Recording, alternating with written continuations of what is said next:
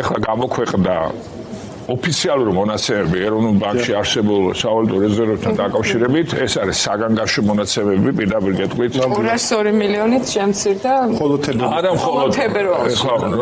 საუბრობთ 202 მილიონით შემცირებაზე და წლიდან წლამდე შემცირება არის 11%-ით.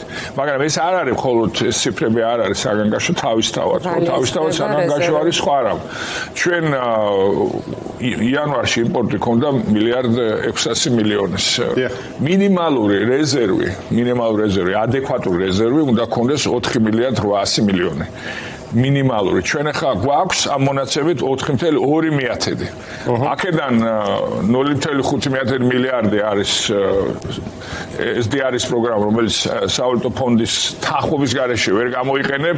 სავალუტო ფონდთან არის გაფუჭებული ურთიერთობა უკიდურესად, იცით თქვენ შეჩერებული აქედანაც კი დაიწყო დელეგიტიმაცია ხელისუფლების. შეჩერებული არის სავალუტო ფონდთან ურთიერთობა 2 მილიარდი დარჩენილი თანხიდან 3 მილიარდ 700-დან არის კომერციული ბანკების სავალდებულო რეზერვები ეროვნულ ბანკში და წმინდა რეზერვები არის 1.7 მილიონი.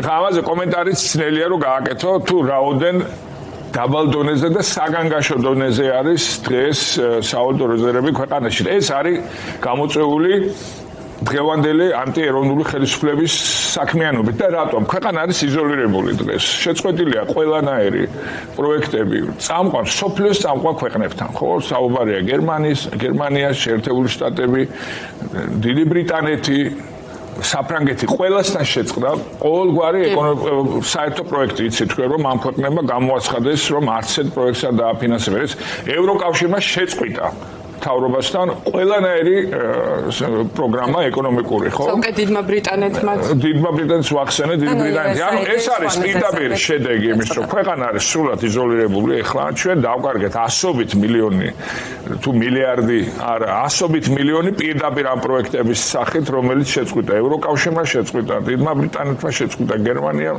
საფრანგეთმა. ეს არის სამწუხაროდ სწორედ ასახული სავალუტო რეზერვებზე, რომ როდესაც ქვეყანა იზოლირებულია სოფლიოს წამყვანი ეკონომიკის მქონე ქვეყნებიდან, ხო? მაშინ სავალუტო ნაკადები არის ყველაზე დიდი წილით.